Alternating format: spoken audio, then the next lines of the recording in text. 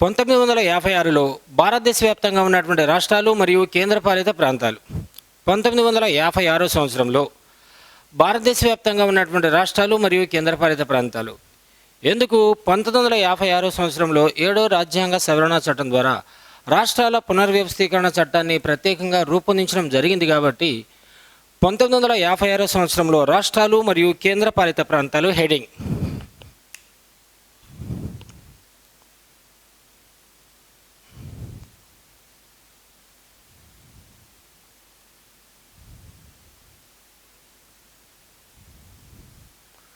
పంతొమ్మిది వందల 56 సంవత్సరంలో రాష్ట్రాలు మరియు కేంద్రపాలిత ప్రాంతాలు యూనియన్ టెరిటరీస్.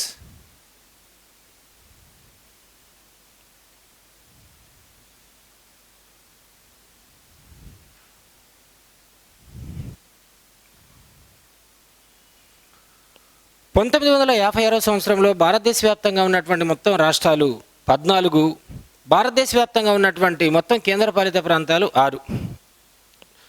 మరొకసారి 1956 సంవత్సరంలో చేసినటువంటి 7వ రాజ్యాంగ సవరణ చట్టం ద్వారా రాష్ట్రాల పునర్వ్యవస్థీకరణ చట్టాన్ని ప్రత్యేకంగా రూపొందించడం జరిగింది. ఈ చట్టం ఆధారంగా 1956 సంవత్సరంలో భారతదేశ వ్యాప్తంగా ఉన్నటువంటి మొత్తం రాష్ట్రాల సంఖ్య 14. అలానే భారతదేశ వ్యాప్తంగా ఉన్నటువంటి మొత్తం కేంద్రపాలిత ప్రాంతాల సంఖ్య 1956 నాటికి 6. నోట్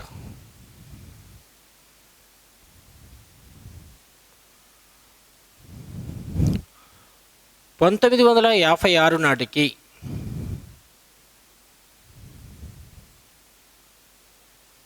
మొత్తం రాష్ట్రాలు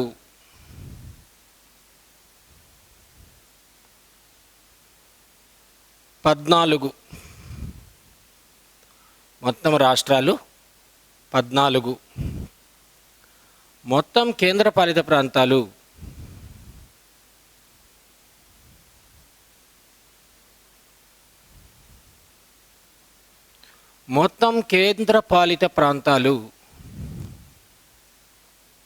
6. ఓకే, కేంద్రపాలిత ప్రాంతాలు అంటే కేంద్ర ప్రభుత్వం చేత పాలించబడేటటువంటి ప్రత్యేకమైనటువంటి ప్రాంతాలనే కేంద్రపాలిత ప్రాంతాలు అంటారు. రైట్. 1956కు ముందు భారతదేశ వ్యాప్తంగా ఉన్నటువంటి రాష్ట్రాలను మనం ఎన్ని కేటగిరీలుగా వర్గీకరించుకున్నాం? 4. Part A, part B, part C, part D. Part ఏలో ఉన్నటువంటి మొత్తం రాష్ట్రాల సంఖ్య 9. పార్ట్ బిలో ఉన్నటువంటి మొత్తం రాష్ట్రాల సంఖ్య 9. పార్ట్ సిలో ఉన్నటువంటి మొత్తం రాష్ట్రాల సంఖ్య 10. పార్ట్ డిలో ఉన్నటువంటి ప్రాంతాల సంఖ్య 1. ఇలా 56 నాటికి భారతదేశ వ్యాప్తంగా ఉన్నటువంటి మొత్తం రాష్ట్రాలు 14, ఉన్నటువంటి మొత్తం కేంద్రపాలిత ప్రాంతాలు 6. రాష్ట్రాలు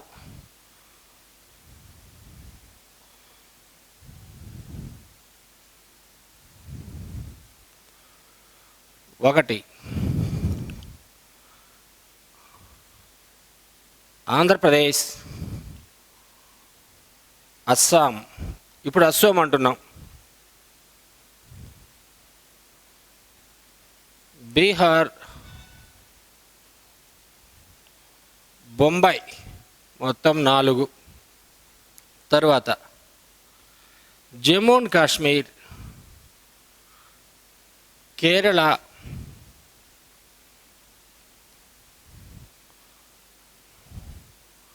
మధ్యప్రదేశ్,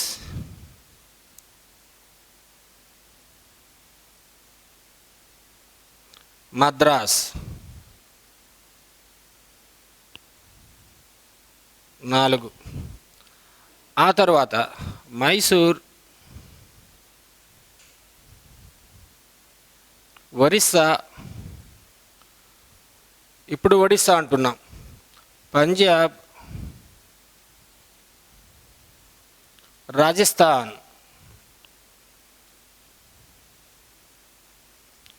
మొత్తం 4. 3 4 12. కానీ ఉన్నటువంటి మొత్తం రాష్ట్రాలు 14. నెక్స్ట్ యూపీ, ఉత్తరప్రదేశ్, తర్వాత వెస్ట్ బెంగాల్.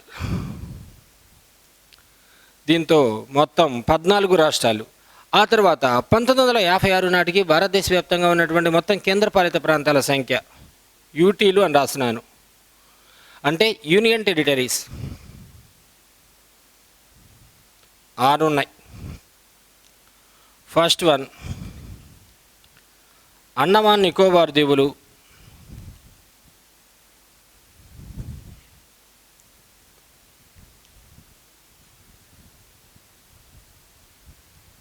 అండమాన్ నికోబార్ దీవులు. Second one Delhi. Third one Himachal Pradesh.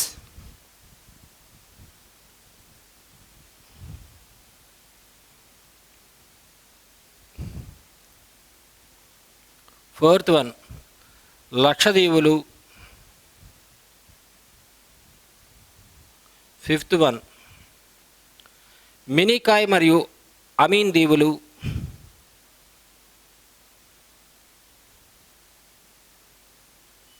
Amine దీవులు.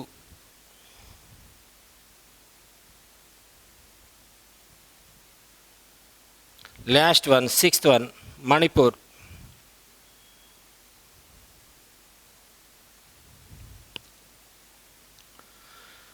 ఓకే, 1956 సంవత్సరంలో 7వ రాజ్యాంగ సవరణ చట్టం ద్వారా రాష్ట్రాల పునర్వ్యవస్థీకరణ చట్టాన్ని ప్రత్యేకంగా రూపొందించడం జరిగింది. కాబట్టి ఆ తర్వాత ఏర్పాటైనటువంటి రాష్ట్రాలు ఈ విధంగా ఉన్నాయి.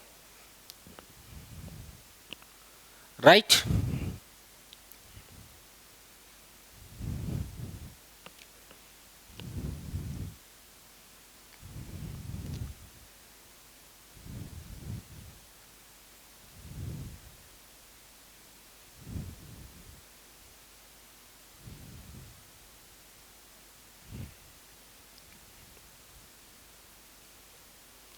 పంతొమ్మిది వందల 56 నాటికి ఉన్నటువంటి మొత్తం రాష్ట్రాల సంఖ్య 16. 56 తర్వాత రాష్ట్రాల సంఖ్య మారింది. కాబట్టి 56 తర్వాత 15వ రాష్ట్రంగా ఏది ఏర్పాటైంది అన్నట్లయితే 15వ రాష్ట్రంగా బొంబాయి రాష్ట్రాన్ని విడగొట్టి గుజరాత్ను 15వ రాష్ట్రంగా ఏర్పాటు చేయడం జరిగింది 1960 మే 1వ తారీఖున. ఫస్ట్ వన్ ఇక్కడ రాస్తున్నాను.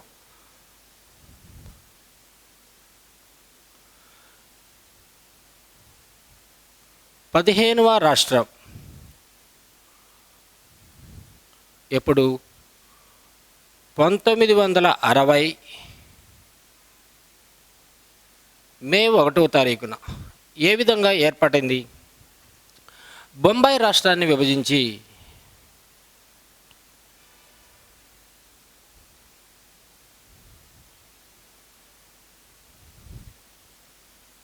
బొంబాయి రాష్ట్రాన్ని విభజించి 15వ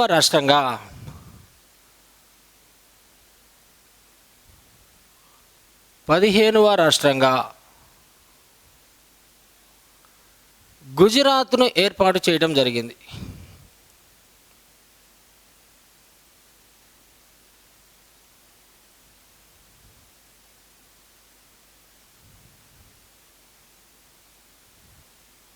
పదిహేనవ రాష్ట్రంగా గుజరాత్ను ఏర్పాటు చేయడం జరిగింది.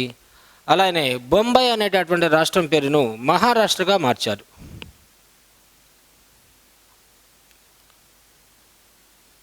బొంబాయి పేరును మహారాష్ట్రగా మార్చారు.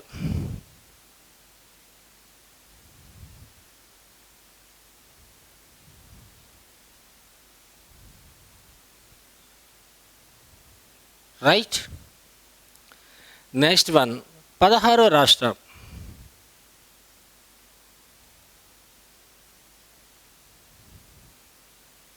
నాగాల్యాండ్.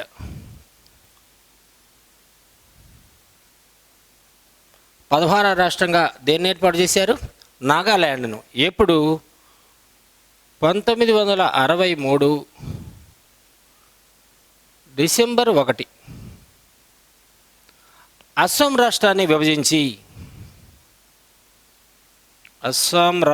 విభజించి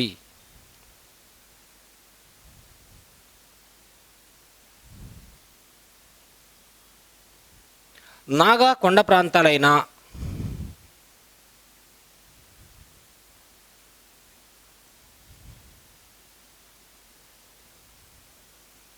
నాగా కొండ ప్రాంతాలు మరియు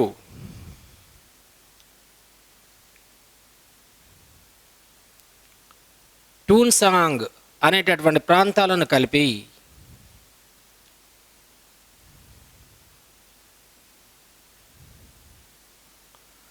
నాగాలాండ్ను 16వ రాష్ట్రంగా ఏర్పాటు చేశారు?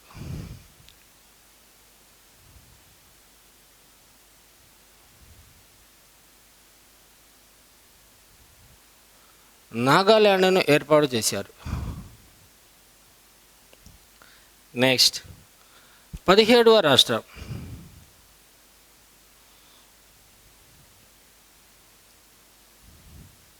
హర్యానా. 17వ రాష్ట్రం హర్యానా ఎప్పుడు ఏర్పాటైంది? 1966 నవంబర్ 1వ తారీఖున ఏర్పాటైంది. పంజాబ్ రాష్ట్రం నుండి హిందీ భాషను మాట్లాడేటటువంటి ప్రాంతాలను వేరు చేసి హర్యానా అనేటటువంటి 17వ రాష్ట్రాన్ని ప్రత్యేకంగా ఏర్పాటు చేయటం జరిగింది. పంజాబ్ రాష్ట్రం నుండి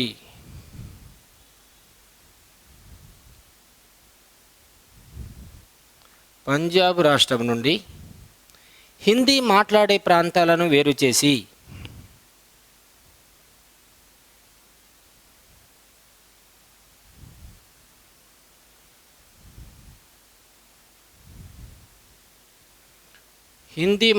ప్రాంతాలను వేరు చేసి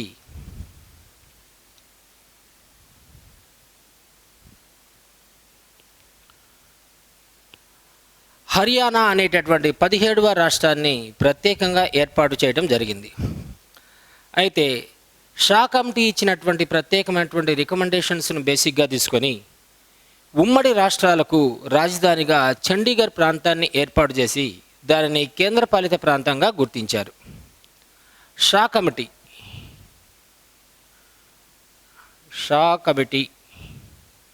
సిఫార్సుల మేరకు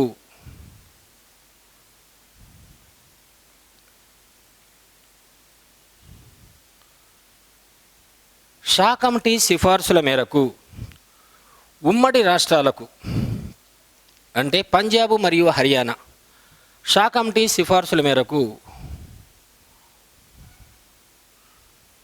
ఈ రెండు రాష్ట్రాలకు ఉమ్మడి రాజధానిగా చండీగఢ్ను ఏర్పాటు చేసి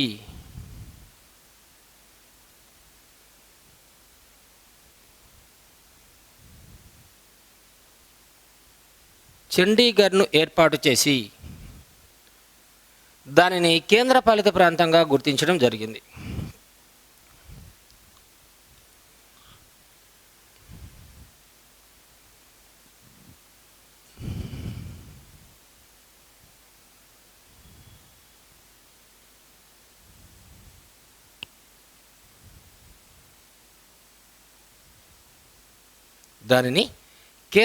ప్రాంతంగా గుర్తించడం జరిగింది. నెక్స్ట్ 18వ రాష్ట్రం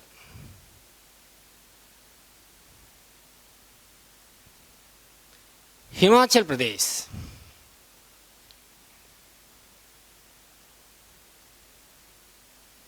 18వ రాష్ట్రం హిమాచల్ ప్రదేశ్ ఎప్పుడు? 1971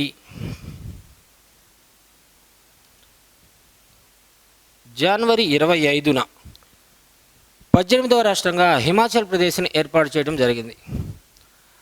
పంజాబ్లోని కొన్ని ప్రాంతాలైన లేదా పంజాబ్లోని కొన్ని కేంద్రపాలిత ప్రాంతాలు లేదా పంజాబ్లోని కొన్ని ప్రాంతాలతో కలుపుకొని హిమాచల్ ప్రదేశ్ అనేటటువంటి కేంద్రపాలిత ప్రాంతానికి ప్రత్యేకమైనటువంటి రాష్ట్ర హోదా ఇచ్చి దీన్ని 18వ రాష్ట్రంగా ఏర్పాటు చేయడం జరిగింది. ఇక్కడ రాస్తున్నాను.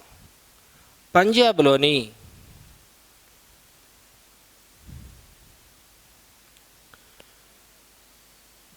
కొన్ని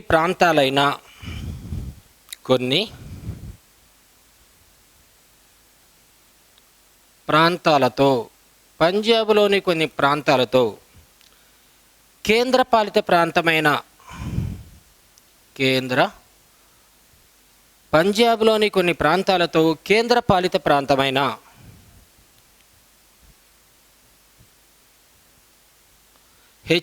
హిమాచల్ ప్రదేశ్కు రాష్ట్ర హోదాను కల్పిస్తూ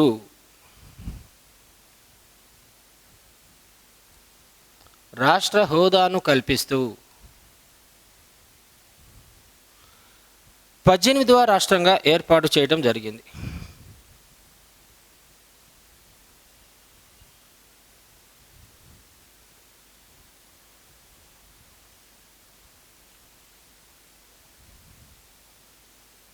పద్దెనిమిదవ రాష్ట్రంగా ఏర్పాటు చేశారు. నెక్స్ట్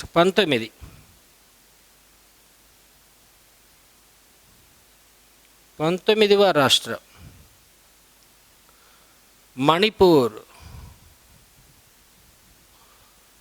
19వ రాష్ట్రం మణిపూర్ ఎప్పుడు 1972 జనవరి 21న కేంద్రపాలిత ప్రాంతమైనటువంటి మణిపూరుకు కేంద్రపాలిత ప్రాంతమైన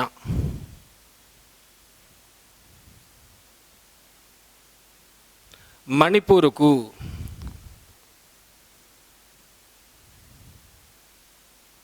రాష్ట్ర హోదాను కల్పించడం జరిగింది.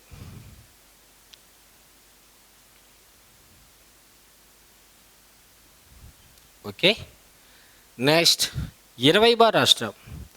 దీన్ని ఏమంటామంటే ఇక్కడ స్టార్ సింబల్ వేస్తున్నాను. ఈశాన్య రాష్ట్రాల పునర్వ్యవస్థీకరణ చట్టం ద్వారా ఈశాన్య రాష్ట్రాల పునర్వ్యవస్థీకరణ చట్టం ద్వారా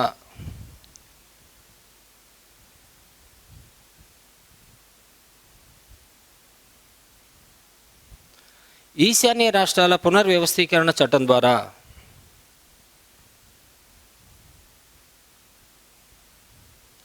నూతనంగా 3 రాష్ట్రాలను ఏర్పాటు చేయడం జరిగింది.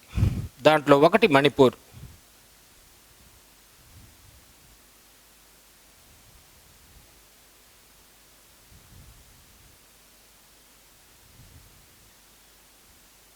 రైట్. నెక్స్ట్ 20వ రాష్ట్రం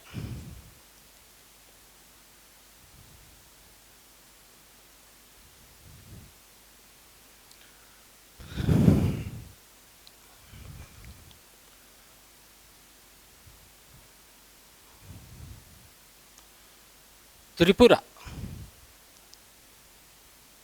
20వ రాష్ట్రం త్రిపుర ఎప్పుడు 1972 జనవరి 21న 1972 జనవరి 21న కేంద్రపాలిత ప్రాంతమైనటువంటి త్రిపురకు రాష్ట్ర హోదాను కల్పించడం జరిగింది. యూటీ అని రాస్తున్నాను, అంటే యూనియన్ టెరిటరీ. యూటీ అయిన త్రిపురకు రాష్ట్ర హోదా ఇవ్వటం జరిగింది.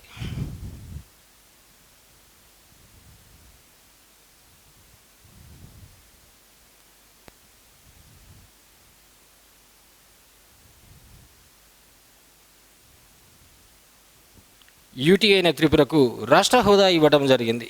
నెక్స్ట్ 21వ రాష్ట్రం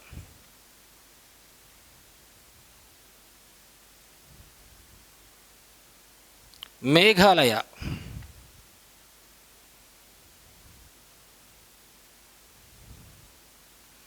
ఎప్పుడు 1972 జనవరి 21న.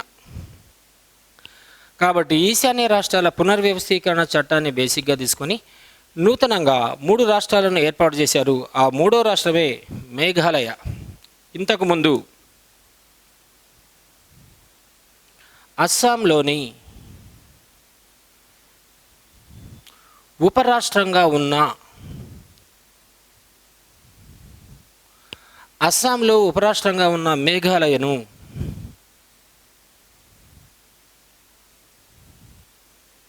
మేఘాలయకు పూర్తి రాష్ట్ర హోదా ఇవ్వడం జరిగింది.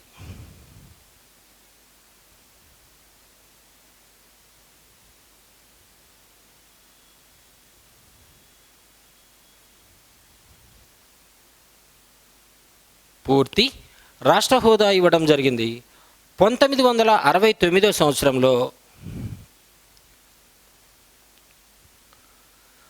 అస్సాంకు ఉపరాష్ట్రంగా మేఘాలయను ఏర్పాటు చేశారు.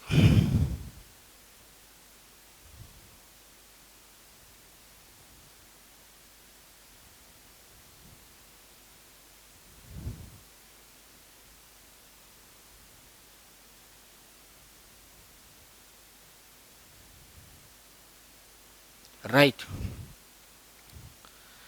నెక్స్ట్ 22వ రాష్ట్రం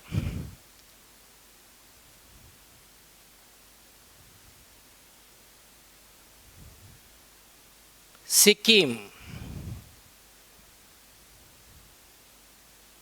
22వ రాష్ట్రంగా సిక్కింను ఏర్పాటు చేయడం జరిగింది.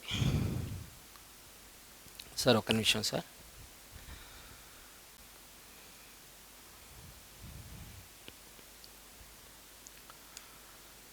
ఎప్పుడు 1975 మే 16న సిక్కింను 22వ రాష్ట్రంగా ఏర్పాటు చేయటం జరిగింది. వాస్తవంగా మన భారతదేశానికి స్వతంత్రం వచ్చేంత వరకు, అంటే 1947 సంవత్సరం వరకు ఈ సిక్కిం అనేటటువంటి ప్రాంతం చోగ్యాల్ అనేటటువంటి రాజవంశ పాలన కింద ఉంది. ఎప్పుడైతే బ్రిటిష్ పాలన అంతమైపోవడం జరిగిందో, లేదా బ్రిటిషర్స్ మన భారతదేశానికి ఎప్పుడైతే పూర్తి స్వేచ్ఛ స్వాతంత్రాలు ఇవ్వడం జరిగిందో, ఈ సిక్కిం అనేటటువంటి ప్రాంతాన్ని మన భారత ప్రభుత్వం ఒక ప్రత్యేకమైనటువంటి రక్షణ ప్రాంతంగా గుర్తించి పాలనా కార్యకలాపాలను కొనసాగించడం జరిగింది. ఆ తర్వాత 1974 సంవత్సరంలో చేసిన 35వ రాజ్యాంగ సవరణ చట్టం ద్వారా సిక్కిం అనేటటువంటి ప్రాంతానికి ప్రత్యేకమైనటువంటి అసోసియేట్ స్టేట్ హోదాను కల్పిస్తూ రాజ్యాంగంలో కొత్తగా 2A అనేటటువంటి ప్రకరణను చేర్చి దీన్ని 10వ షెడ్యూల్లో ప్రత్యేకంగా పొందుపరచడం జరిగింది. ఆ తర్వాత 1975 సంవత్సరంలో చేసిన 36వ రాజ్యాంగ సవరణ చట్టం ద్వారా 1975 సంవత్సరంలో చేసిన 36వ రాజ్యాంగ సవరణ చట్టం ద్వారా సిక్కింకు సంపూర్ణమైనటువంటి రాష్ట్ర హోదాను కల్పిస్తూ 22వ రాష్ట్రంగా ఏర్పాటు చేయటం జరిగింది. ఎప్పుడు 1975 36 కాన్స్టిట్యూషనల్ అమెండ్మెంట్ యాక్ట్ ద్వారా. అయితే ఇంతకుముందు చేసినటువంటి 1974 సంవత్సరంలో చేసినటువంటి 35వ రాజ్యాంగ సవరణ చట్టాన్ని పూర్తిగా తొలగించి ఆ తర్వాత 36వ రాజ్యాంగ సవరణ చట్టం ద్వారా సిక్కిం అనేటటువంటి రాష్ట్రానికి పూర్తి రాష్ట్ర హోదాను ఇవ్వటం జరిగింది. ఇక్కడ రాస్తా. నెక్స్ట్ 23వ రాష్ట్రం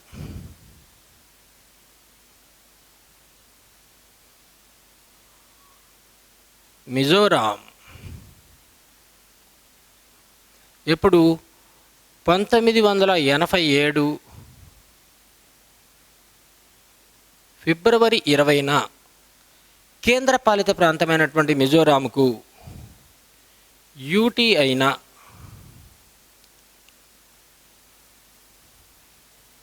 మిజోరాంకు రాష్ట్ర హోదా ఇవ్వడం జరిగింది. నెక్స్ట్ 24వ రాష్ట్రం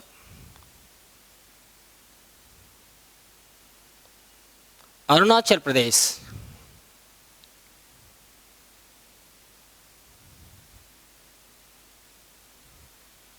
ఎప్పుడు 1987 ఫిబ్రవరి 20న. ఇదేమో 53వ రాజ్యాంగ సవరణ, ఇది 55వ రాజ్యాంగ సవరణ ద్వారా యూటీ అయిన అరుణాచల్ ప్రదేశ్కు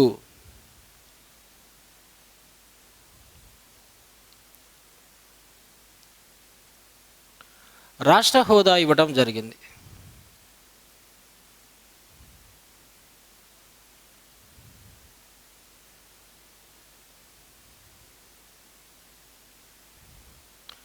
నెక్స్ట్ 25వ రాష్ట్రం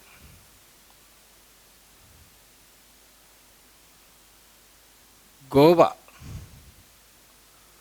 ఎప్పుడు 1987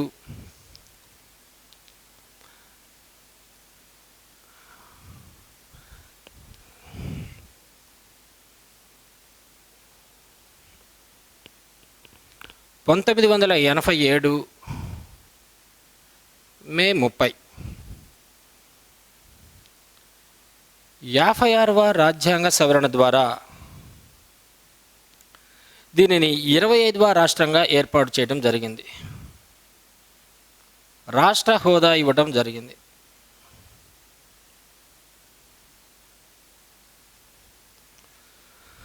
ఓకేనా? వాస్తవంగా గోవాకు సంబంధించినటువంటి అంశాల గురించి చెప్పుకోవాలంటే పోర్చుగీస్ వారు 1961 సంవత్సరంలో గోవా అనేటటువంటి ప్రాంతాన్ని భారతదేశానికి అప్పగించడం జరిగింది. మరి గోవా, డయూ డామన్ అనేటటువంటి ప్రాంతాలను కలిపి 1962 సంవత్సరంలో 12వ రాజ్యాంగ సవరణ చట్టం ద్వారా కేంద్రపాలిత ప్రాంతాలుగా గుర్తించి వాటికంటూ ఒక ప్రత్యేకమైనటువంటి చట్టబద్ధతను కల్పించారు. నెక్స్ట్ 26వ రాష్ట్రం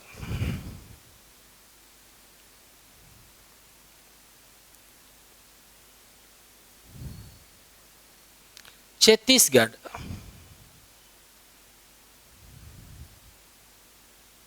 26వ రాష్ట్రం ఛత్తీస్గఢ్ ఎప్పుడు? 2000 నవంబర్ 1వ తారీఖున మధ్యప్రదేశ్ రాష్ట్రాన్ని విభజించి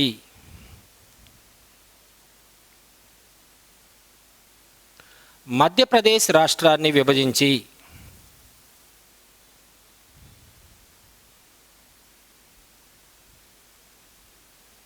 మధ్యప్రదేశ్ రాష్ట్రాన్ని విభజించి 26వ రాష్ట్రంగా ఛత్తీస్గఢ్ ఏర్పాటు.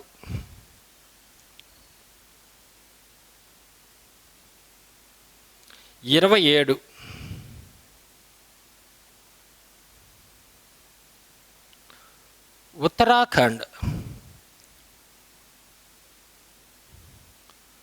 దీన్ని ఎప్పుడు ఏర్పాటు చేశారు? 2000 నవంబర్ 9న యూపీని విభజించి, ఉత్తరప్రదేశ్ని విభజించి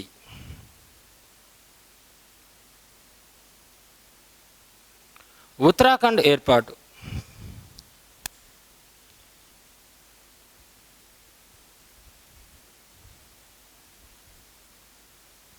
నెక్స్ట్ 28వ రాష్ట్రం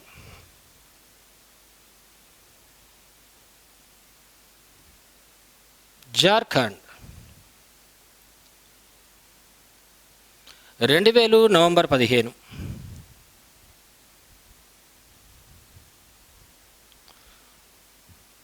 బీహార్ను విభజించి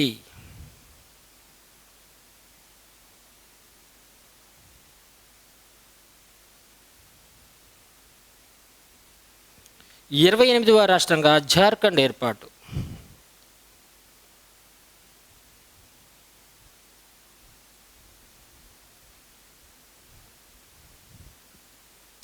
నెక్స్ట్ 29వ రాష్ట్రం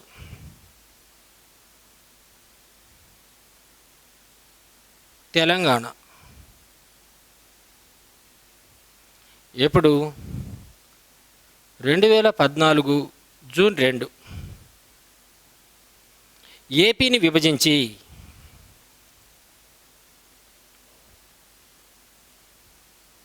తెలంగాణ ఏర్పాటు 29వ రాష్ట్రంగా.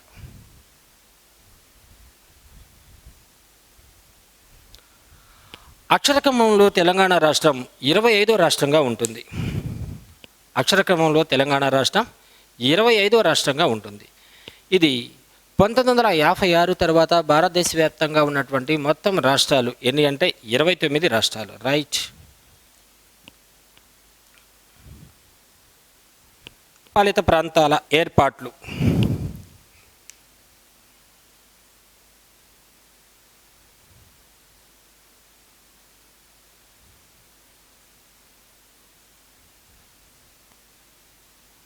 కేంద్రపాలిత ప్రాంతాల ఏర్పాటు.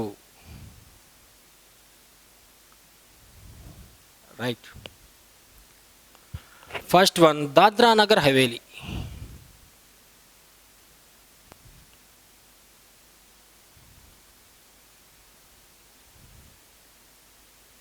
దాద్రా నగర్ హవేలీ ఏంటి? దాద్రా నగర్ హవేలీ 1954 సంవత్సరం వరకు దాద్రా నగర్ హవేలీ అనేటటువంటి ప్రాంతం పోర్చుగీస్ వారి ఆధీనంలో ఉంది. 1954 వరకు దాద్రా నగర్ హవేలీ అనేటటువంటి ప్రాంతం, 1954 సంవత్సరం వరకు దాద్రా నగర్ హవేలీ అనేటటువంటి ప్రాంతం పోర్చుగీస్ వారి ఆధీనంలో ఉంది.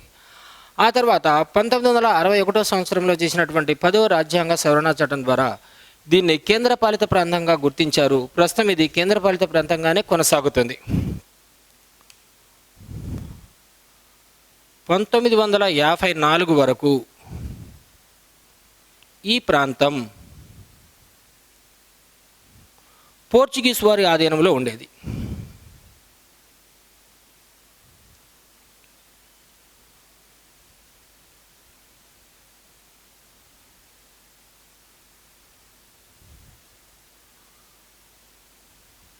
ఆ తరువాత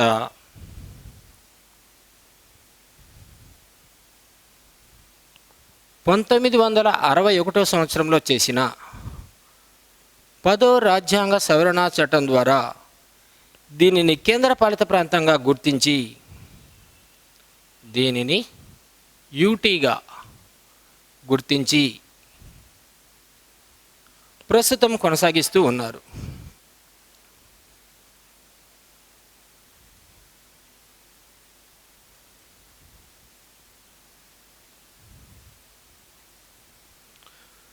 సెకండ్ వన్, డయ్యూ డామన్.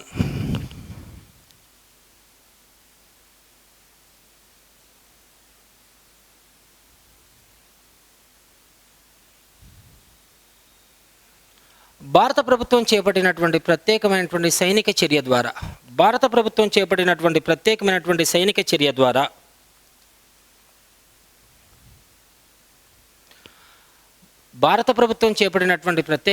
సైనిక చర్య ద్వారా పోర్చుగీస్ వారి నుండి 1961 సంవత్సరంలో ఈ డయ్యూ డామన్ అనేటటువంటి ప్రాంతాన్ని స్వాధీనం చేసుకొని దీన్ని 1962 సంవత్సరంలో చేసినటువంటి 12వ రాజ్యాంగ సవరణ చట్టం ద్వారా కేంద్రపాలిత ప్రాంతంగా గుర్తించడం జరిగింది. భారత ప్రభుత్వం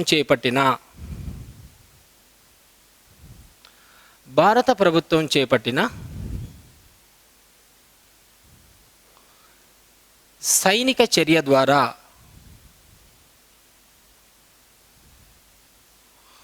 1961 సంవత్సరంలో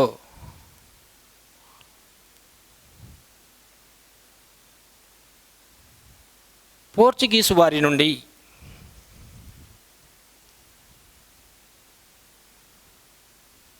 ఈ ప్రాంతాన్ని స్వాధీనం చేసుకోవడం జరిగింది.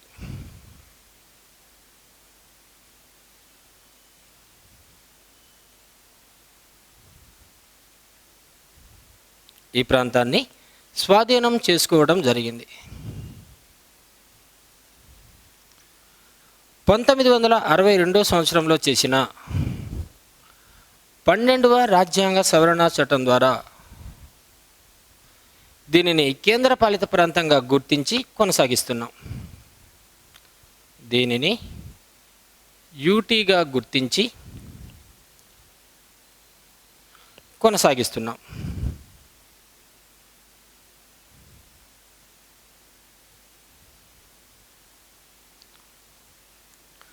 జనవరి 26వ తారీఖున దాద్రా నగర్ హవేలీ మరియు డయ్యూ డామన్ అనేటటువంటి 2 కేంద్రపాలిత ప్రాంతాలను మన భారత ప్రభుత్వం ఒకే కేంద్రపాలిత ప్రాంతంగా ఏర్పాటు చేయడం జరిగింది. ఇప్పుడు 2020 జనవరి 26వ తారీఖున, రైట్.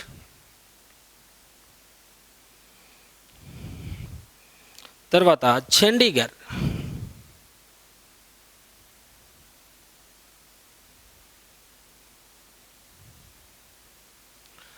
పంజాబ్ రాష్ట్ర పునర్వ్యవస్థీకరణ చట్టం ద్వారా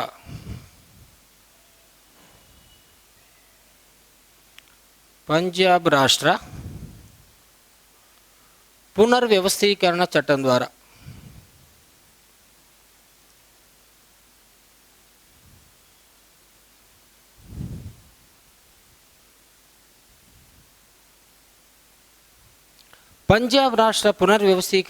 ద్వారా పంజాబ్ మరియు హర్యానా అనేటటువంటి 2 రాష్ట్రాలకు ఉమ్మడి రాజధానిగా చండీగఢ్ను గుర్తించి దీన్ని కేంద్రపాలిత ప్రాంతంగా ఏర్పాటు చేయడం జరిగింది.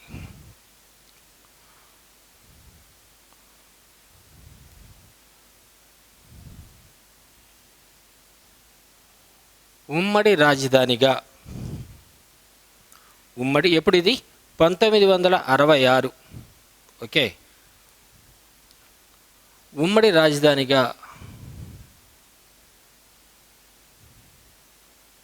చండీగఢ్ను ఏర్పాటు చేసి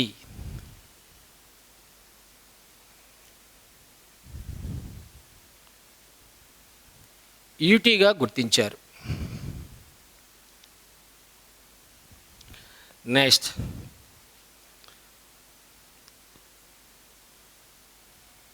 జమ్మూ అండ్ కాశ్మీర్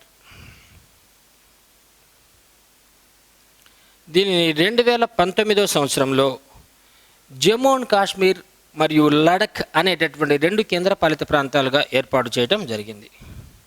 దీనిని జమ్మూ అండ్ కాశ్మీర్ మరియు లడఖ్ లడాక్ అనే 2 కేంద్రపాలిత ప్రాంతాలుగా ఏర్పాటు చేయడం జరిగింది.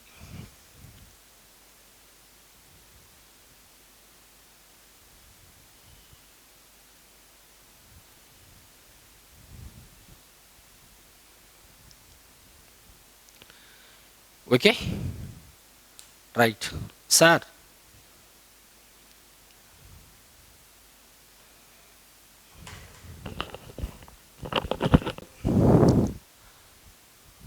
ఓకేనా సార్? భారతదేశ వ్యాప్తంగా ఉన్నటువంటి రాష్ట్రాలు, కేంద్రపాలిత ప్రాంతాలకు సంబంధించినటువంటి టాపిక్ చెప్పుకుంటూ ఉన్నాం. అయితే పేర్లు మార్చబడినటువంటి రాష్ట్రాలు మరియు కేంద్రపాలిత ప్రాంతాలు, పేర్లు మార్చబడినటువంటి రాష్ట్రాలు మరియు కేంద్రపాలిత ప్రాంతాలు.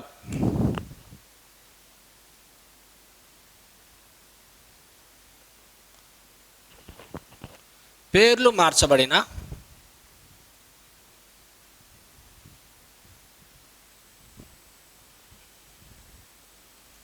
రాష్ట్రాలు మరియు కేంద్రపాలిత ప్రాంతాలు.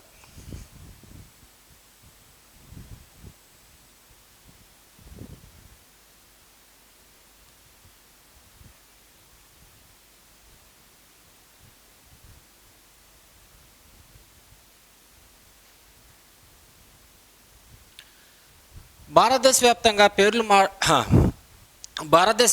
పేర్లు మార్చబడిన రాష్ట్రాలు మరియు కేంద్రపాలిత ప్రాంతాలు ఈ విధంగా ఉన్నాయి. ఫస్ట్ వన్,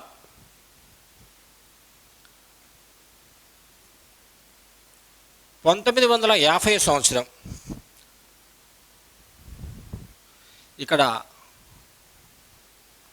పాత పేర్లు,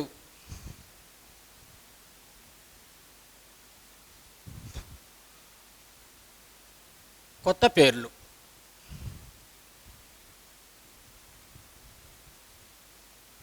ఫస్ట్ వన్, 1950 సంవత్సరంలో United province,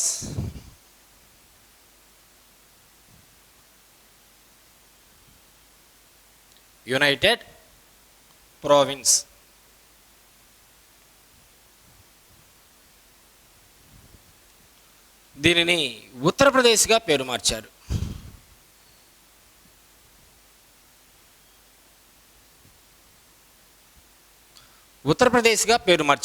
next, 1956 Travancore Cochin,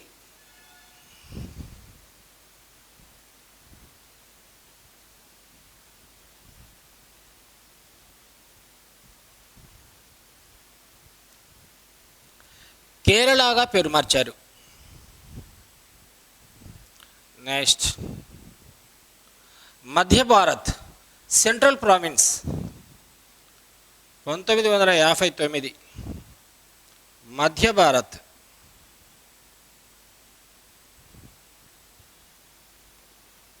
దీనిని మధ్యప్రదేశ్గా పేరు మార్చారు.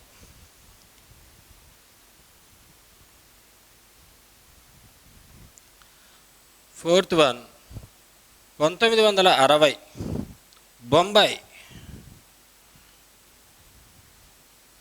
మహారాష్ట్రగా పేరు మార్చారు.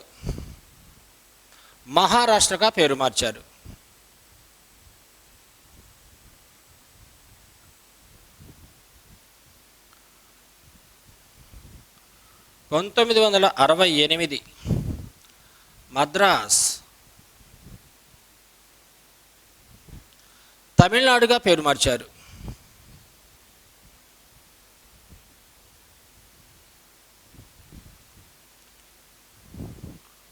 1973 మైసూర్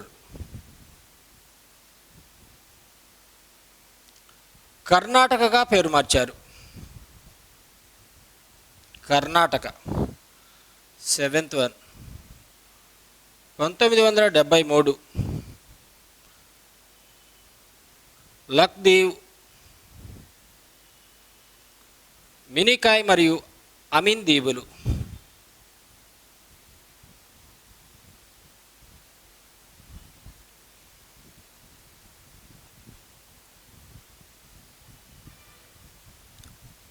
అమీన్ దీవులు వీటిని లక్షద్వీపులుగా పేరు మార్చారు. లక్షద్వీపులు.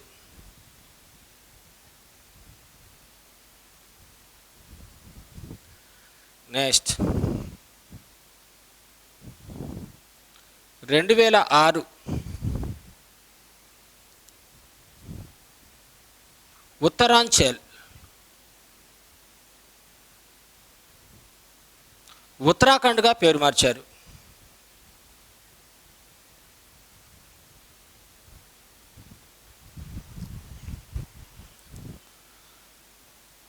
నెక్స్ట్ మళ్ళీ 2006 పాండిచ్చేరి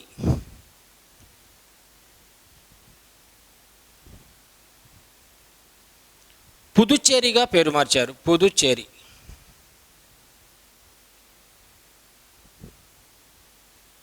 పుదుచ్చేరి అంటే అందమైనది అని అర్థం.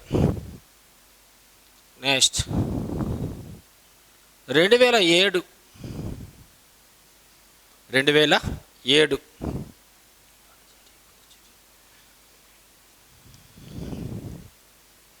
ఒక్క నిమిషం సార్.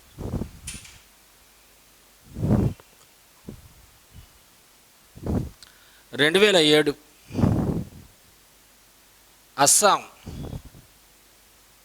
అస్సాంగా పేరు మార్చారు. నెక్స్ట్ వన్ 2011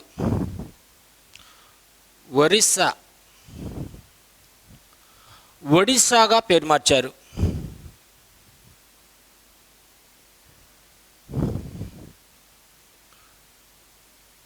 మళ్ళీ 2011 పశ్చిమ బెంగాల్.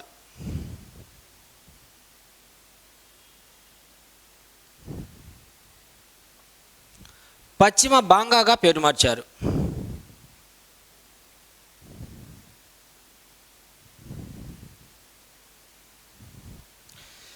ఇవన్నీ కూడా పేర్లు మార్చబడినటువంటి రాష్ట్రాలు మరియు కేంద్రపాలిత ప్రాంతాలు. 1950 నుంచి 2011 వరకు మొత్తం 12 ప్రాంతాలలో అంటే రాష్ట్రాలు మరియు కేంద్రపాలిత ప్రాంతాలకు ఉన్నటువంటి పాత పేర్లను తొలగించి నూతనంగా పేర్లను పెట్టడం జరిగింది.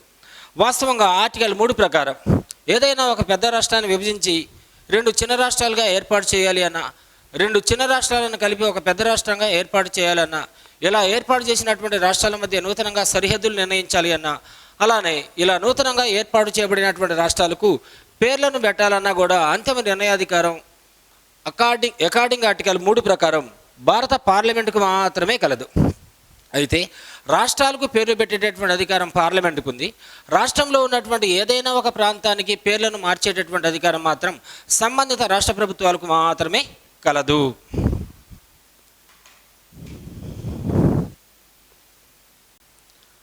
ఈరోజు క్లాసులో భారతదేశ వ్యాప్తంగా ప్రత్యేకమైనటువంటి రాష్ట్రాల కోసం జరుగుతున్నటువంటి ఉద్యమాలు.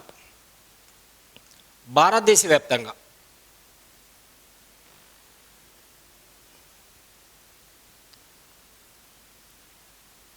దేశవ్యాప్తంగా ప్రత్యేక రాష్ట్ర డిమాండ్ కోసం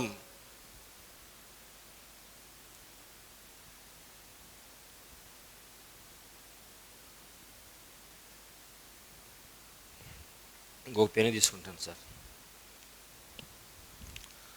భారతదేశ వ్యాప్తంగా ప్రత్యేక రాష్ట్ర డిమాండ్ కోసం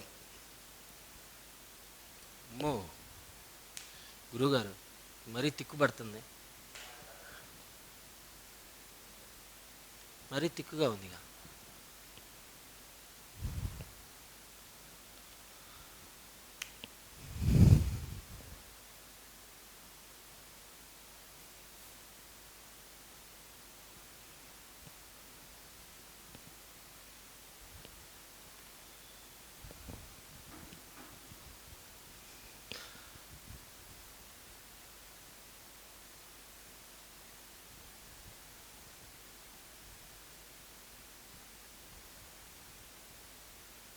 ప్రత్యేక రాష్ట్ర డిమాండ్ కోసం జరుగుతున్న ఉద్యమాలు.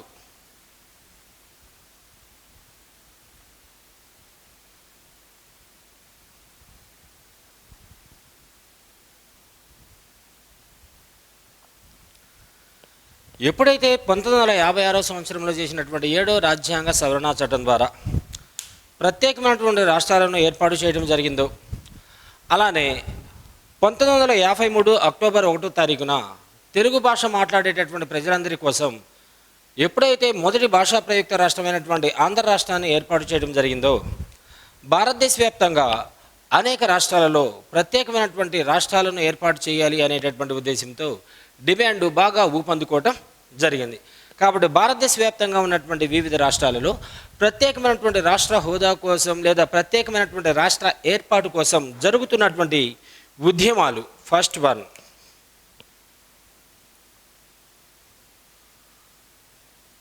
అస్సాం.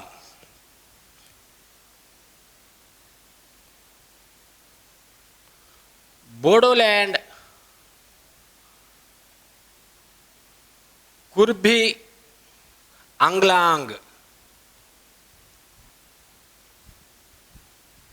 అస్సాం రాష్ట్రంలో ప్రత్యేకంగా బోడోల్యాండ్ రాష్ట్రాన్ని ఏర్పాటు చేయాలి అనేటటువంటి ఉద్దేశంతో జరుగుతున్నటువంటి ఉద్యమాలు బోడోల్యాండ్, కుర్బీ అంగ్లాంగ్. నెక్స్ట్ వన్,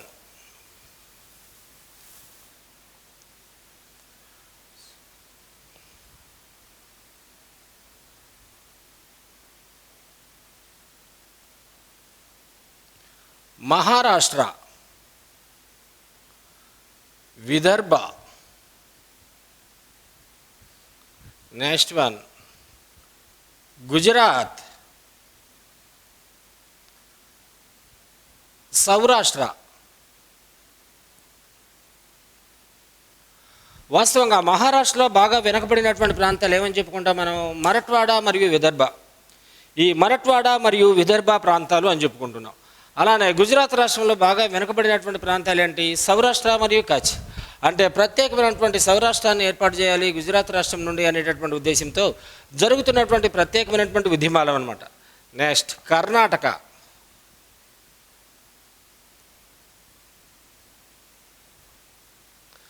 కొడుగు,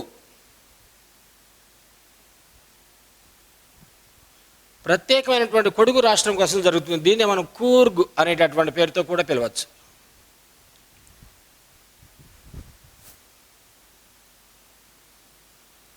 తర్వాత ఉత్తరప్రదేశ్, యూపీ. హరిత ప్రదేశ్, హరిత ప్రదేశ్. పశ్చిమ ప్రదేశ్, పశ్చిమ ప్రదేశ్. అవధ్ ప్రదేశ్, అవధ్ ప్రదేశ్. పూర్వాంచల్,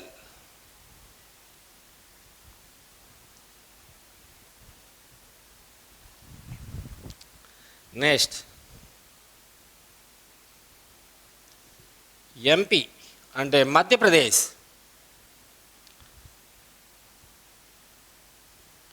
వింధ్యప్రదేశ్ మరియు అవధ్.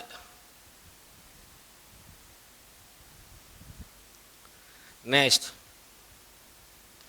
బీహార్ మరియు జార్ఖండ్.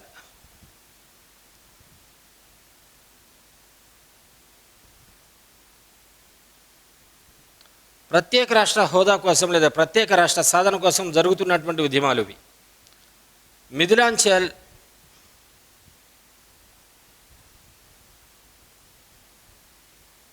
మరియు కోసల్, మిథిలాంచల్ మరియు కోసల్. అలానే కర్ణాటక కేరళ సరిహద్దుల్లో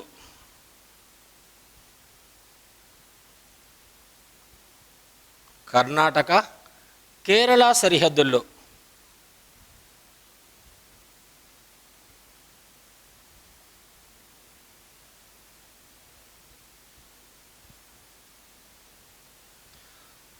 తుళునాడు, తుళునాడు.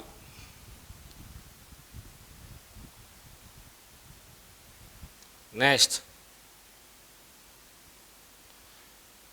బీహార్, ఉత్తరప్రదేశ్, ఛత్తీస్గఢ్ సరిహద్దుల్లో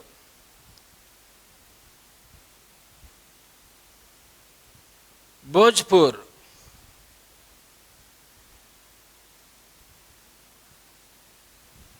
నెక్స్ట్ ఆంధ్రప్రదేశ్, తెలంగాణ, మధ్యప్రదేశ్, మహారాష్ట్ర,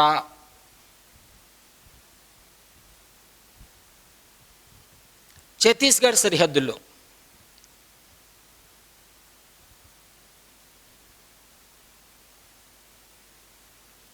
గోండ్వానా,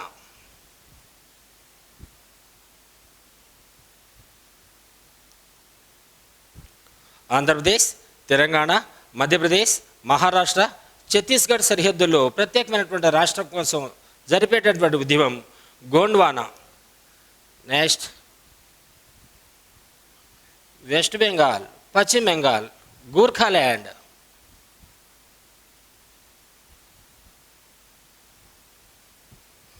నెక్స్ట్ ఒరిస్సా,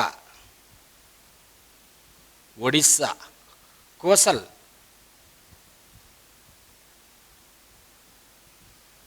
ఒరిస్సా, కోసల్.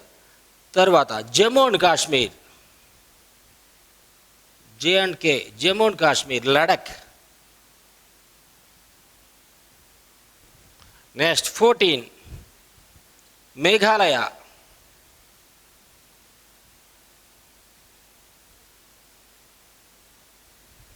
గారోల్యాండ్.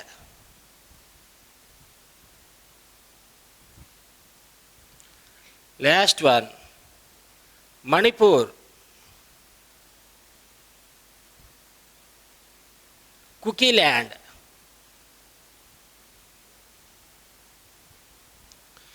ఇవన్నీ కూడా ప్రత్యేక రాష్ట్ర ఏర్పాటు కోసం ఇప్పటికీ జరుగుతున్నటువంటి కొన్ని ప్రత్యేకమైనటువంటి ఉద్యమాలు. రైట్. రాష్ట్రాల ప్రత్యేకమైనటువంటి హోదా, దానికి సంబంధించినటువంటి అంశాలు.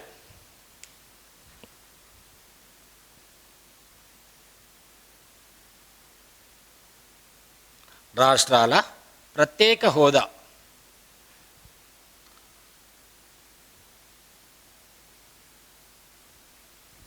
సమకాలీన అంశాలు.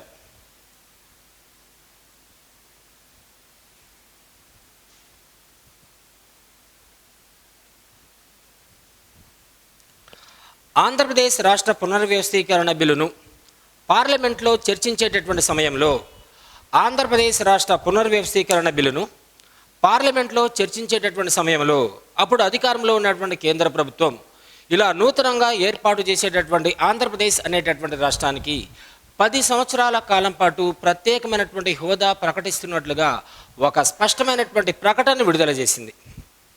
ఆంధ్రప్రదేశ్ రాష్ట్ర పునర్వ్యవస్థీకరణ బిల్లును పార్లమెంట్లో చర్చకు జరుగుతూ ఉన్నటువంటి సందర్భంలో ఇలా నూతనంగా ఏర్పాటు చేయబడినటువంటి ఆంధ్రప్రదేశ్ అనేటటువంటి రాష్ట్ర ప్రభుత్వానికి రాబోయే 10 సంవత్సరాల కాలం పాటు ప్రత్యేకమైనటువంటి హోదా ప్రకటిస్తున్నట్లుగా కేంద్ర ప్రభుత్వం స్పష్టం చేసింది.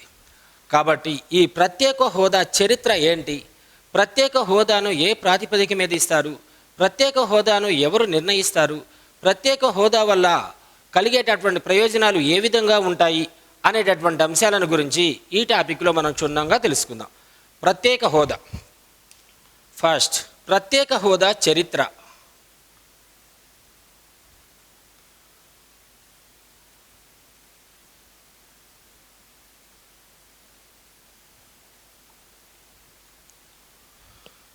ప్రత్యేక హోదా చరిత్ర 1969 సంవత్సరంలో 1969 సంవత్సరంలో 5వ ఆర్థిక సంఘం యొక్క ప్రత్యేకమైనటువంటి సలహాలు, ప్రత్యేకమైనటువంటి సిఫార్సుల మేరకు ప్రత్యేక హోదా అనేటటువంటి ప్రతిపాదన ముందుకు రావడం జరిగింది.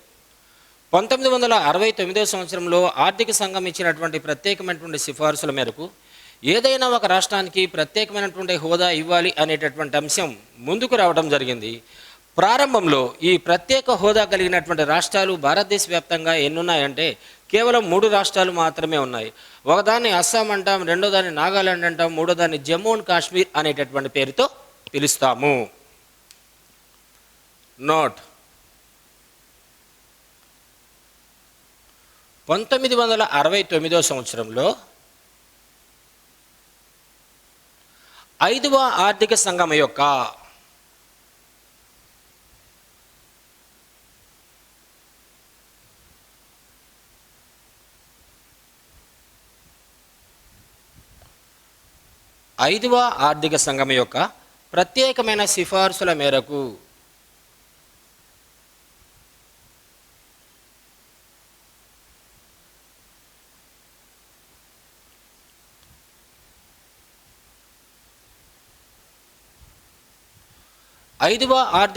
యొక్క ప్రత్యేకమైన సిఫార్సుల మేరకు ప్రత్యేక హోదా అనేటటువంటి అంశం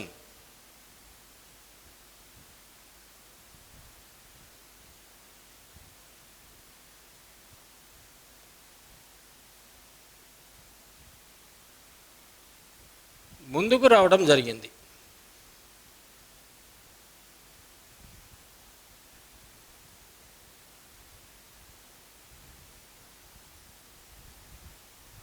రైట్. ప్రారంభంలో ప్రత్యేక హోదా కలిగినటువంటి రాష్ట్రాలు భారతదేశ వ్యాప్తంగా 3 మాత్రమే కలవు.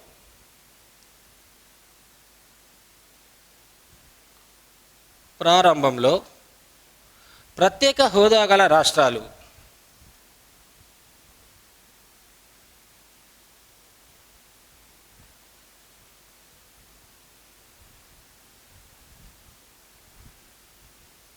మూడు. 1 అస్సాం, ఇప్పుడు అస్సోం అంటున్నాం. 2 నాగాల్యాండ్,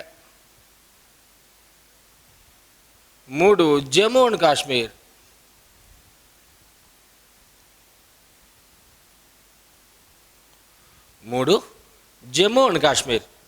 ప్రస్తుతం ప్రత్యేక హోదా గల రాష్ట్రాలు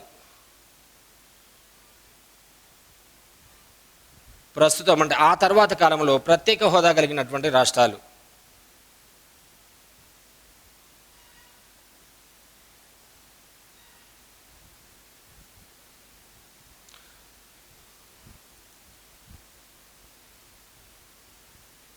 అరుణాచల్ ప్రదేశ్,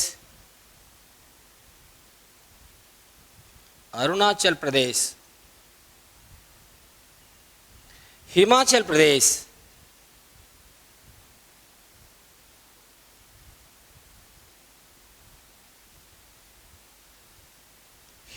ప్రదేశ్, మిజోరాం,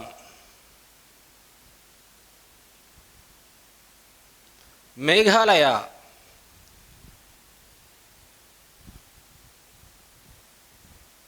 మణిపూర్,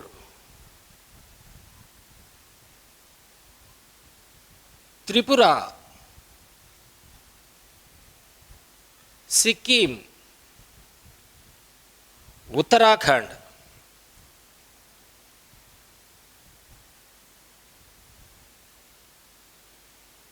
ఓకేనా? ఎప్పుడైతే 370వ అధికరణం ప్రకారం జమ్మూ అండ్ కాశ్మీర్కి కల్పించినటువంటి ప్రత్యేకమైనటువంటి స్వతంత్ర ప్రతిపత్తిని పూర్తిగా రద్దు చేయడం జరిగిందో 2019 సంవత్సరంలో, ప్రస్తుతానికి జమ్మూ అండ్ కాశ్మీర్కి ప్రత్యేకమైనటువంటి హోదా లేదు. రైట్. నెక్స్ట్, ప్రత్యేక హోదా ప్రాతిపదిక అంటే ఏ ప్రాతిపదిక మీద ప్రత్యేక హోదాను ఒక రాష్ట్రానికి కల్పించడానికి అవకాశం ఉంటుంది?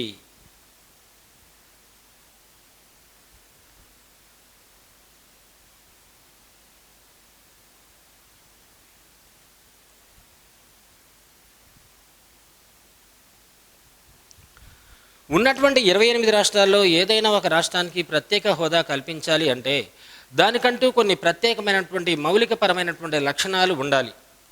ఏదైనా ఒక రాష్ట్రానికి ప్రత్యేక హోదా కల్పించాలి అంటే దానికంటూ కొన్ని ప్రత్యేకమైనటువంటి లక్షణాలు ఉండాలి. ఏంటి ఆ ప్రత్యేకమైనటువంటి లక్షణాలు అన్నట్లయితే, పర్వత ప్రాంతాలు ఎక్కువగా ఉన్నటువంటి ప్రాంతాలు, రవాణా సౌకర్యాలు అందుబాటులో లేనటువంటి ప్రాంతాలు, పర్వత ప్రాంతాలు ఎక్కువగా ఉన్నటువంటి ప్రాంతాలు లేదా కొండలు ఎక్కువగా ఉన్నటువంటి ప్రాంతాలు, రవాణా సౌకర్యాలకు అనుకూలంగా లేనటువంటి ప్రాంతాలు. ఓకే, అలానే ఆర్థికంగా పటిష్టంగా లేనటువంటి ప్రాంతాలు, మరియు తక్కువ జనసాంద్రత మరియు ఎక్కువ గిరిజనులు నివసిస్తూ ఉన్నటువంటి ప్రత్యేకమైనటువంటి ప్రాంతాలు, అలానే విదేశాలతో సరిహద్దు గల ప్రత్యేకమైనటువంటి ప్రాధాన్యత కలిగినటువంటి ప్రాంతాలకు ప్రత్యేక హోదా ఇవ్వటానికి అవకాశాలు ఉంటాయి. ఫస్ట్ వన్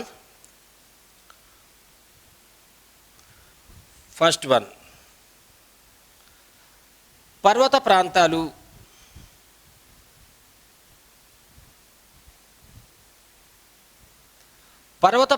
లేదా కొండ ప్రాంతాలు ఎక్కువగా కలిగినటువంటి రాష్ట్రం. పర్వత ప్రాంతాలు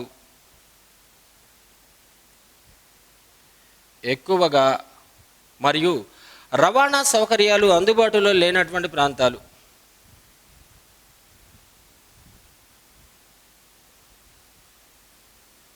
రవాణా సౌకర్యాలు అందుబాటులో లేనటువంటి ప్రాంతాలు.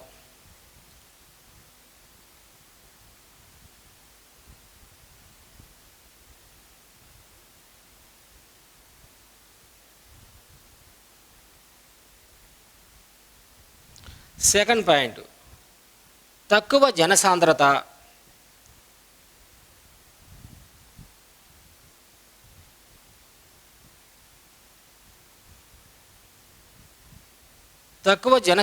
మరియు ఎక్కువ గిరిజనులు నివసిస్తూ ఉన్న ప్రాంతాలు.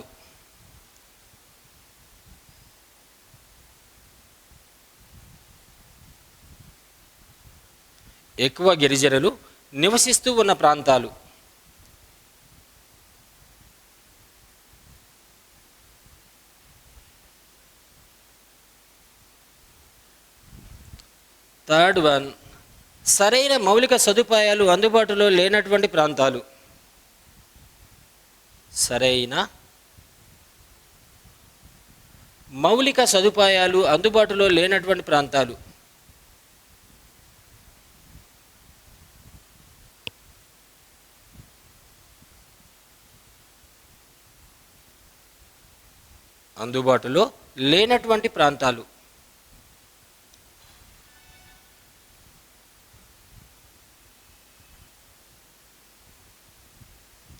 ఆర్థికంగా పటిష్టంగా లేనటువంటి ప్రాంతాలు. నెక్స్ట్ పాయింట్, ఆర్థికంగా పటిష్టంగా లేనటువంటి ప్రాంతాలు.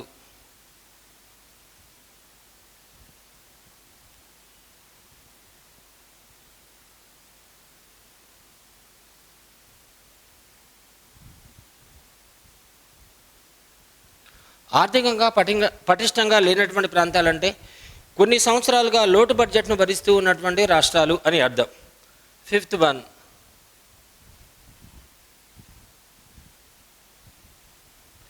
విదేశాలతో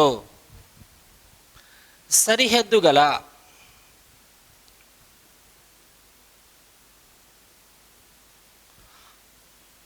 ప్రాధాన్యత గల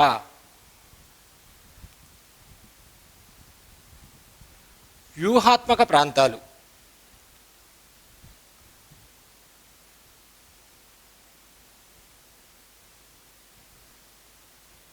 అంటే ఈ లక్షణాలు ఉన్నట్టేనే లేదా ఈ లక్షణాలు ఉన్నట్లయితేనే ఏదైనా ఒక రాష్ట్రానికి ప్రత్యేకమైనటువంటి హోదా ఇవ్వడానికి అవకాశం ఉంటుంది. అంటే ఏ రాష్ట్రానికి పడితే ఆ రాష్ట్రానికి ప్రత్యేకమైనటువంటి హోదా ఇవ్వడానికి అవకాశాలు ఏమాత్రం కూడా లేవు.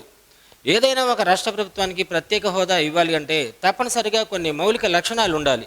ఏంటి అంటే, పర్వతాలు లేదా కొండ ప్రాంతాలు ఎక్కువగా ఉండాలి ఆ రాష్ట్రంలో, రవాణా సౌకర్యాలకు అందుబాటులో ఎటువంటి అవకాశాలు ఉండకూడదు, అలానే తక్కువ జనసాంద్రత మరియు ఎక్కువగా గిరిజనులు నివసిస్తూ ఉన్నటువంటి ప్రాంతమై అయి ఉండాలి, లేదా సరైనటువంటి మౌలిక సదుపాయాలు అందుబాటులో లేనటువంటి ప్రాంతాలు అయి ఉండాలి, లేదా ఆర్థికంగా పటిష్టంగా లేనటువంటి ప్రాంతాలు అంటే కొన్ని సంవత్సరాల కాలం పాటు లోటు బడ్జెట్ను భరిస్తూ ఉన్నటువంటి రాష్ట్రాలు అయి ఉండాలి.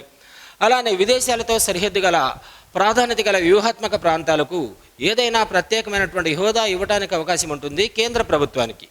నెక్స్ట్, ప్రత్యేక హోదా నిర్ణయించేది.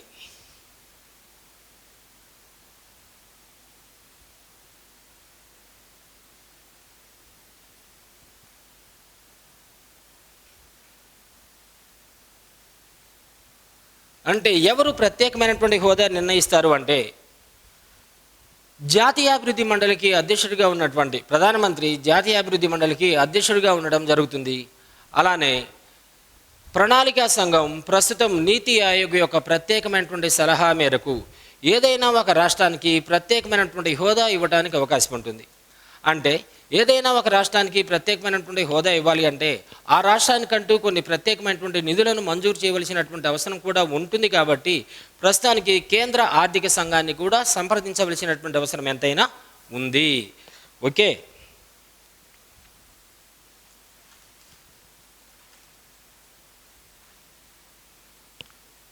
ఓకేనా సార్?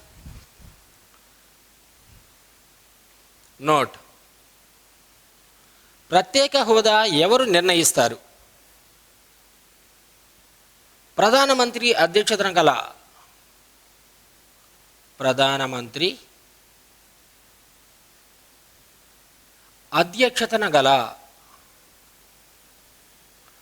జాతీయాభివృద్ధి మండలి, నేషనల్ డెవలప్మెంట్ కౌన్సిల్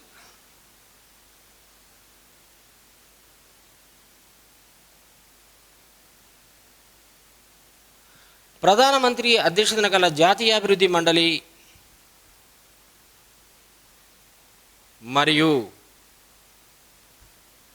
ప్రణాళికా సంఘం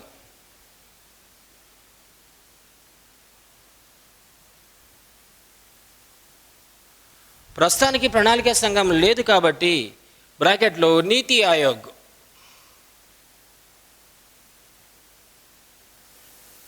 కాలం చెల్లిన ప్రణాళికా సంఘాన్ని రద్దు చేస్తూ 2015 జనవరి 1వ తారీఖు నుండి నీతి ఆయోగ్ అనేటటువంటి ఒక ప్రత్యేకమైనటువంటి వ్యవస్థ భారతదేశంలో పనిచేస్తూ ఉండడం జరుగుతుంది. కాబట్టి నీతి ఆయోగ్ యొక్క సలహా మేరకు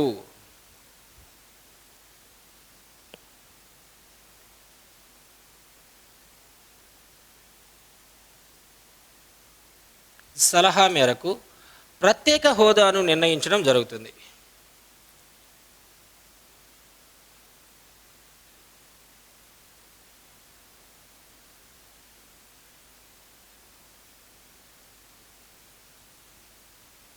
ప్రత్యేక హోదాను నిర్ణయించడం జరుగుతుంది. రైట్, ఇక్కడ స్టార్ సింబల్ వేస్తున్నాను.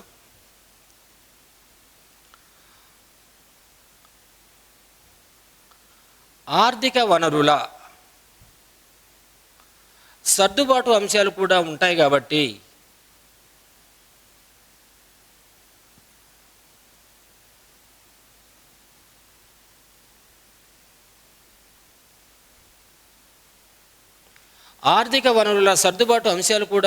కాబట్టి కేంద్ర ఆర్థిక సంఘాన్ని కూడా సంప్రదించవలసి ఉంటుంది.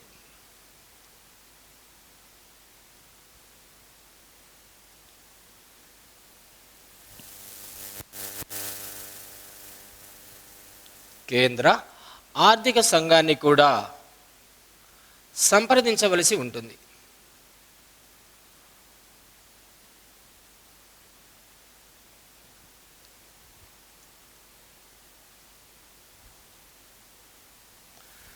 నెక్స్ట్, ప్రత్యేక హోదా వల్ల ప్రయోజనాలు.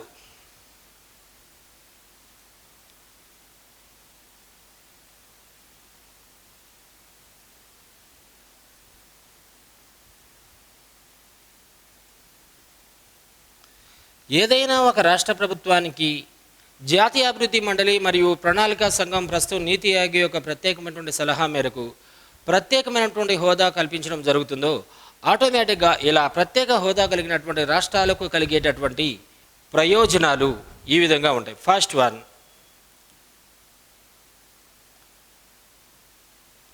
కేంద్ర ప్రభుత్వం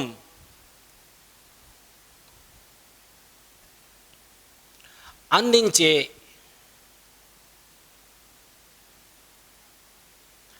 ఆర్థిక సహాయాన్ని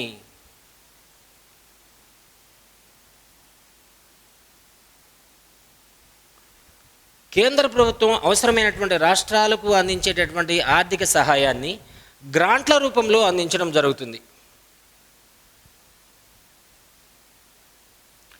గ్రాంట్ల రూపంలో అందించడం జరుగుతుంది. కేంద్ర ప్రభుత్వం ఏదైనా ఒక రాష్ట్రానికి అందించేటటువంటి ఆర్థిక సహాయాన్ని గ్రాంట్ల రూపంలో అందించడం జరుగుతుంది. గ్రాంట్లు మళ్ళీ తిరిగి చెల్లించవలసినటువంటి అవసరం లేదు కాబట్టి గ్రాంట్ల రూపంలో అందించడం జరుగుతుంది.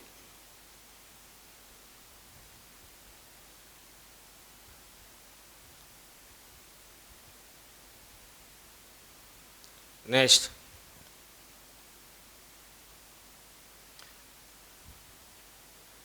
కేంద్ర ప్రభుత్వం అందించే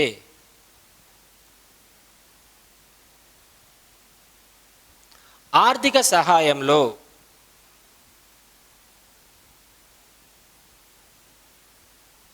కేంద్ర ప్రభుత్వం అందించే ఆర్థిక సహాయంలో తొలుత తొలుత 30% వాటాను ప్రత్యేక హోదా గల రాష్ట్రాలకు కేటాయించడం జరుగుతుంది.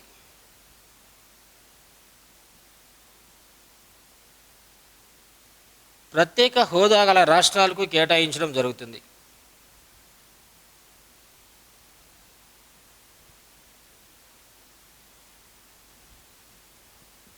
మిగిలిన వాటాను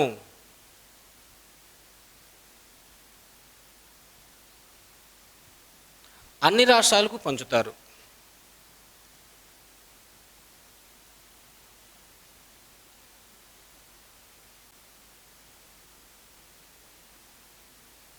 అన్ని రాష్ట్రాలకు పంపిణీ చేస్తారు. కేంద్ర ప్రభుత్వం వివిధ రాష్ట్ర ప్రభుత్వాలకు అందించేటటువంటి ఆర్థిక సహాయంలో మొదటగా 30% వాటాను ఈ ప్రత్యేక హోదా గల రాష్ట్రాలకు పంపిణీ చేసిన తరువాత మాత్రమే మిగిలిన వాటాను భారతదేశ వ్యాప్తంగా ఉన్నటువంటి వివిధ రాష్ట్రాలకు పంపిణీ చేయబడటం జరుగుతుంది.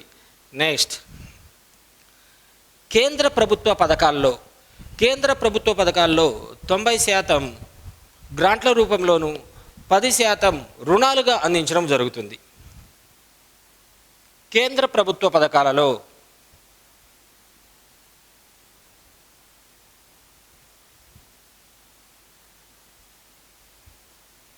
కేంద్ర ప్రభుత్వ పథకాలలో 90% నిధులను గ్రాంట్ల రూపంలోను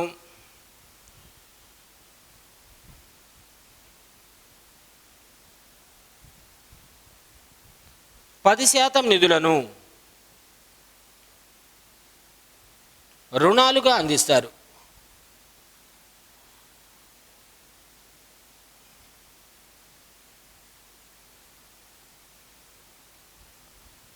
అంటే ఈ 90% నిధులను మళ్ళా రాష్ట్ర ప్రభుత్వాలు కేంద్ర ప్రభుత్వానికి ఎలాంటి సందర్భాల్లో చెల్లించడానికి అవకాశం ఏమాత్రం కూడా లేదు. కేవలం 10% నిధులను మాత్రమే కేంద్ర ప్రభుత్వానికి చెల్లించవలసినటువంటి అవసరం ఉంటుంది ప్రత్యేక హోదా కలిగినటువంటి రాష్ట్రాలకు. తర్వాత రుణాల చెల్లింపును వాయిదా వేస్తారు.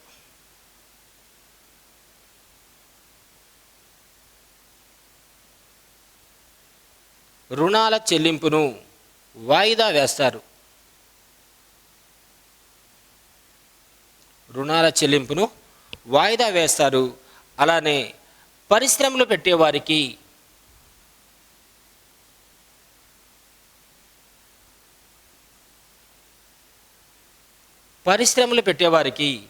ప్రోత్సాహకాలు, రాయితీలు కల్పిస్తారు.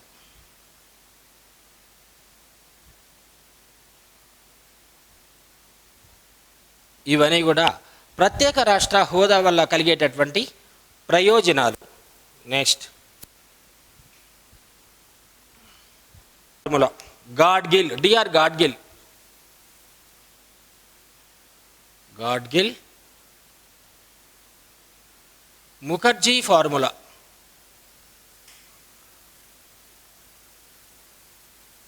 అంటే ప్రత్యేక హోదా లేనటువంటి రాష్ట్రాలకు గాడ్గిల్ ముఖర్జీ ఫార్ములా ఆధారంగా కేంద్ర ప్రభుత్వం వివిధ రాష్ట్ర ప్రభుత్వాలకు ఆర్థిక సహకారాన్ని అందిస్తూ ఉంటుంది లేదా నిధులను కేటాయిస్తూ ఉంటుంది. ప్రత్యేక హోదా లేనటువంటి రాష్ట్రాలకు ఏ ఫార్ములా ఆధారంగా నిధులను మంజూరు చేయడం జరుగుతుంది కేంద్ర ప్రభుత్వం అన్నట్లయితే దాన్ని మనం గాడ్గిల్ ముఖర్జీ ఫార్ములా అంటాం. ఓకే. 1969 సంవత్సరంలో ప్రణాళికా సంఘానికి ఉపాధ్యక్షుడిగా పనిచేసిన డిఆర్ గాడ్గిల్ ఒక ప్రత్యేకమైనటువంటి నమూనాను రూపొందించడం జరిగింది. ఆ తర్వాత 1990 సంవత్సరంలో ప్రణాళికా సంఘానికి ఉపాధ్యక్షుడిగా ఉన్నటువంటి ప్రణబ్ ముఖర్జీ దీంట్లో చిన్ని మార్పులు చేర్పులు చేయడం జరిగింది. దీనిని మనం గాడ్గిల్ ముఖర్జీ ఫార్ములా అనేటటువంటి అంశంగా పిలుస్తాం. నోట్: ప్రత్యేక హోదా లేని రాష్ట్రాలకు ప్రత్యేక హోదా లేని రాష్ట్రాలకు ప్రత్యేక హోదా లేని రాష్ట్రాలకు గాడ్గిల్ ముఖర్జీ ఫార్ములా ఆధారంగా గాడ్గిల్ ముఖర్జీ ఫార్ములా ఆధారంగా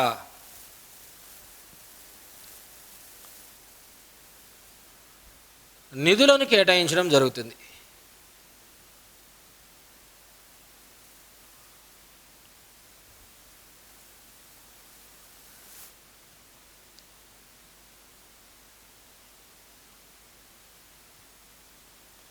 పంతొమ్మిది వందల 1909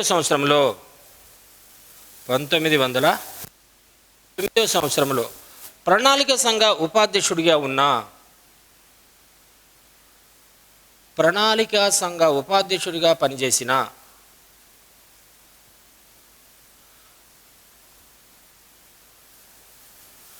డిఆర్ గాడ్గిల్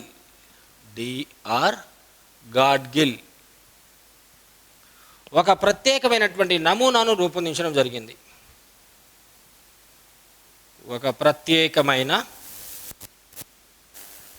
నమూనాను ప్రతిపాదనను రూపొందించడం జరిగింది.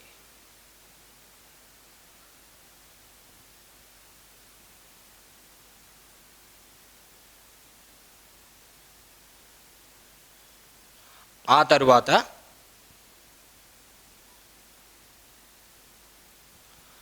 1990 సంవత్సరంలో ప్రణాళికా సంఘ ఉపాధ్యక్షుడిగా పనిచేసిన ప్రణాళికా సంఘ ఉపాధ్యక్షుడిగా పనిచేసిన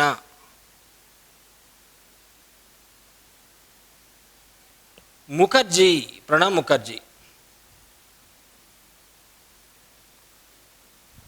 ఈ నమూనాలో కొన్ని మార్పులు చేర్పులు చేయడం జరిగింది.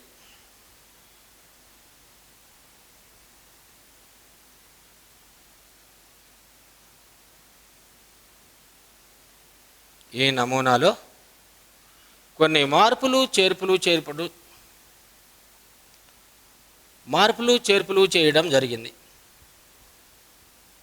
దీనిని మనం గాడ్గిల్ ముఖర్జీ ఫార్ములా అనేటటువంటి పేరుతో పిలుస్తాం.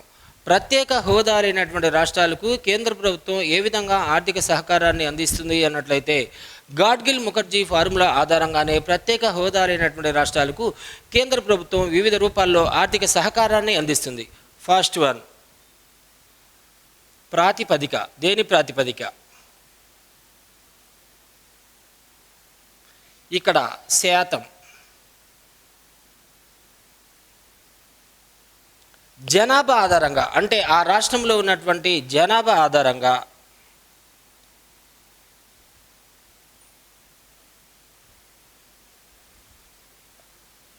60% నిధులను, నెక్స్ట్ తలసరి ఆదాయం ఆధారంగా తలసరి ఆదాయం అంటే ఒక సంవత్సర కాలంలో ఒక వ్యక్తికి వచ్చినటువంటి ప్రత్యేకమైనటువంటి ఆదాయాన్నే తలసరి ఆదాయం అంటాం. తలసరి ఆదాయం బాగా ఉంటే జాతీయ ఆదాయం బాగా ఉంటుంది. జాతీయ ఆదాయం బాగా ఉంటే అటువంటి దేశాన్ని అభివృద్ధి చెందిన దేశంగా పిలవడానికి అవకాశాలు ఉంటాయి. తలసరి ఆదాయం ఆధారంగా 25% నిధులను, అలానే ఆర్థిక అంశాలు ఆధారంగా 7.5% నిధులను, అలానే ఇతర అంశాలు అంటే ప్రత్యేక అంశాలు లేదా ఇతర అంశాలు ఆధారంగా 7.5% నిధులను కేంద్ర ప్రభుత్వం ప్రత్యేక హోదా లేనటువంటి రాష్ట్రాలకు ఆర్థిక సహకారాన్ని ఈ ప్రాతిపదికన ఇంతింత శాతంలో అందించడం జరుగుతుంది. టోటల్ 100% కంప్లీట్ అయింది. ఓకే, ప్రత్యేక హోదా లేనటువంటి రాష్ట్రాలకు ఏ విధంగా కేంద్ర ప్రభుత్వం ఆర్థిక సహకారాన్ని అందిస్తుంది అంటే గాడ్గిల్ ముఖర్జీ ఫార్ములా ఆధారంగానే ఆర్థిక సహకారాన్ని అందిస్తుంది.